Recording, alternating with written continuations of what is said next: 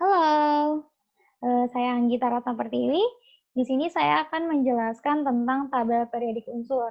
Tapi penjelasan saya kali ini fokusnya hanya pada bagaimana cara kita menyusun unsur-unsur di dalam tabel periodik unsur. Pertama, saya ingin menunjukkan ini adalah bentuk tabel periodik unsur bagi yang belum tahu ya. Nah, di dalam tabel periodik unsur ini memuat informasi-informasi tentang unsur.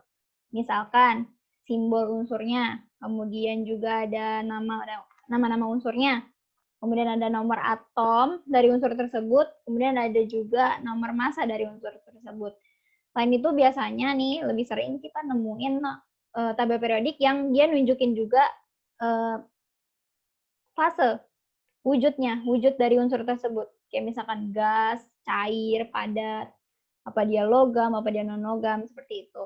Nah, seperti yang kita tahu, penyusunan dari tabel periodik itu nggak sembarangan. Dia berdasarkan pada kenaikan nomor atom dan juga pada kemiripan sifat-sifat dari unsur-unsur tersebut. Gitu. Nah, untuk tahu bagaimana cara menyusun unsur-unsur di dalam tabel periodik, ternyata itu tuh ada hubungannya sama konfigurasi elektron. Gitu. Sebelum kita masuk ke dalam bagaimana cara kita menyusun unsur-unsur itu, kita harus tahu dulu kalau di dalam tabel periodik itu ada yang namanya golongan dan juga periode. Nah, golongan itu adalah kolom tuh.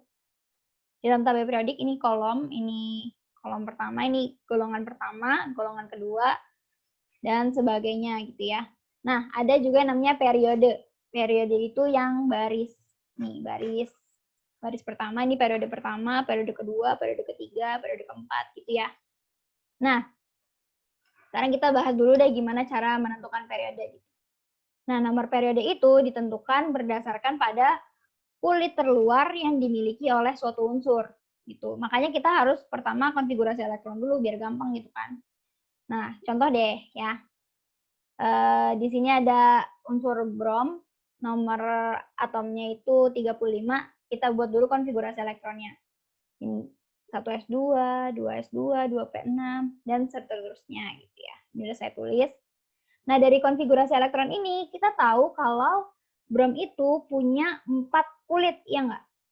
Ada kulit pertama ini, kulit kedua, kulit ketiga, dan kulit keempat. Jadi,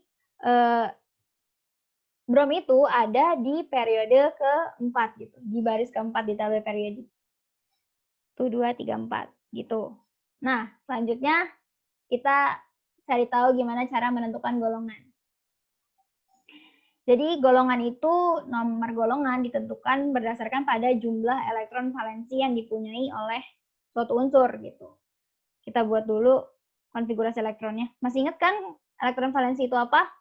Elektron valensi itu adalah elektron ikatan yang letaknya berada di paling luar suatu atom gitu ya.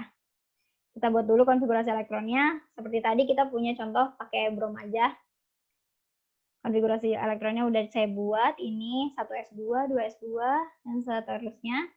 Di sini kita bisa lihat kalau dia kulit terluarnya itu adalah kulit keempat kan.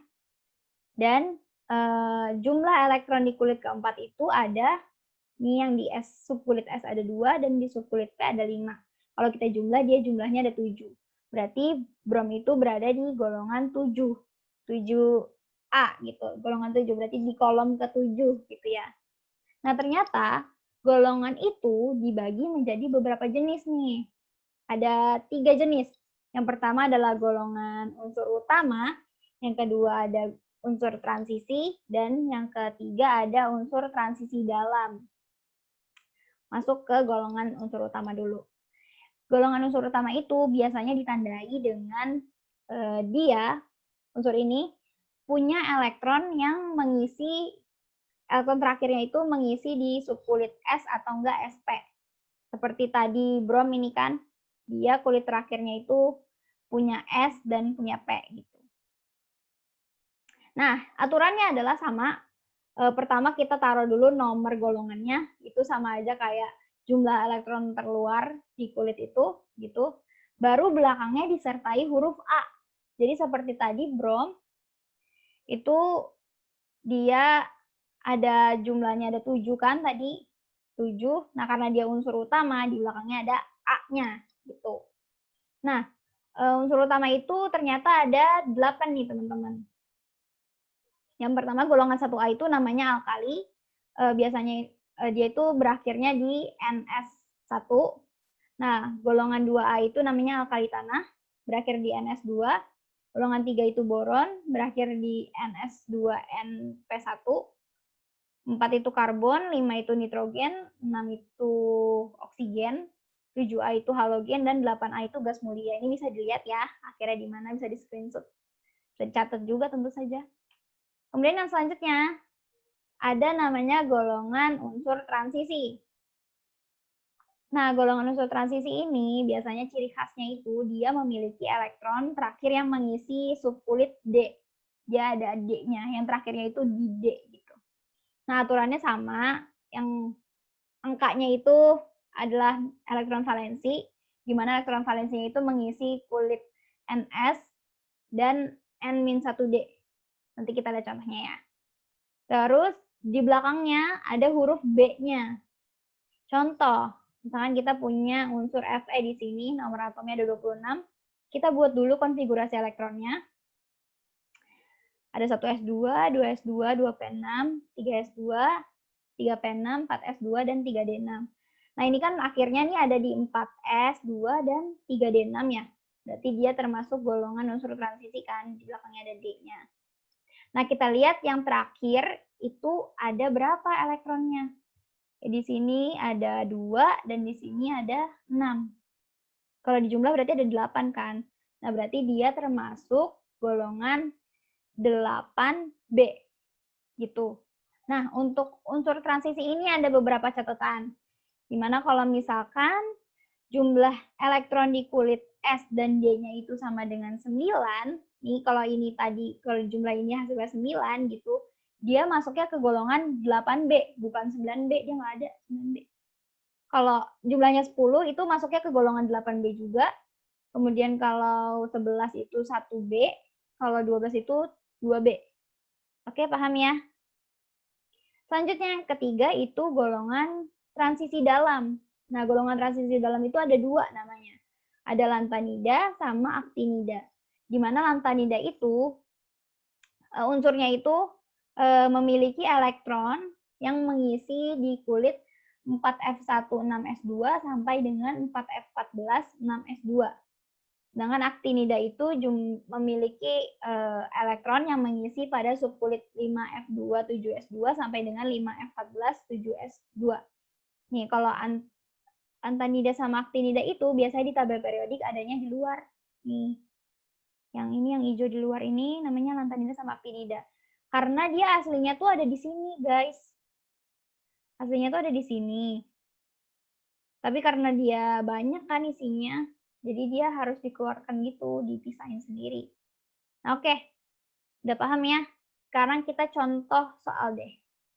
Di sini kita punya AS, nomor atomnya itu 33. Kita buat dulu konfigurasi elektronnya. Ada 1s2, 2s2, 2p6, 3s2, dan seterusnya.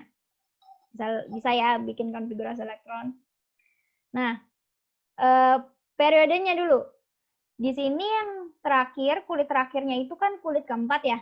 Berarti dia periode keempat. Nah, golongannya itu kita lihat di periode keempat ini, jumlah elektronnya ada berapa gitu kan. Ini di S-nya ada 2, di P-nya ada 3. Berarti kalau dijumlah ada 5. Karena dia berakhir di SP, berarti dia termasuk golongan unsur utama. Belakangnya harus ada A-nya. Berarti dia golongan 5A. Gitu. Coba kita cek di tabel periodik. Dia periode keempat, golongan kelima. Coba kita lihat ya. Dia periode keempat, berarti baris keempat ada di 1, 2, 3, 4. Berarti dia harusnya ada di baris ini.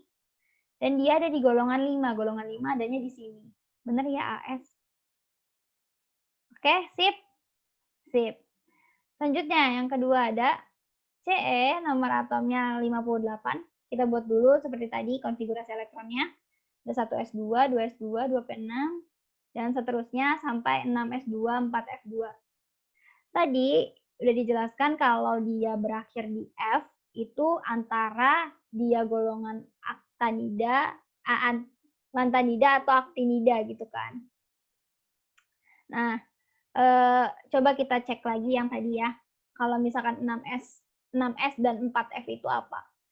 Di sini 6S dan 4F itu adalah lantanida. Jadi dia termasuk ke dalam golongan lantanida. Nah, ada di periode berapakah dia? Kita lihat di sini kulit yang paling besarnya kulit berapa? Ada di kulit 6. Berarti dia berada di periode ke-6 golongan lantanida. Kita cek.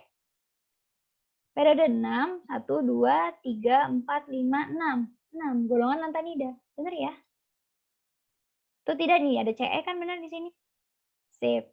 Oke, sekian dari saya. Kurang lebihnya mohon maaf. Semoga ini bisa bermanfaat untuk kalian ya. Assalamualaikum warahmatullahi wabarakatuh. Bye-bye.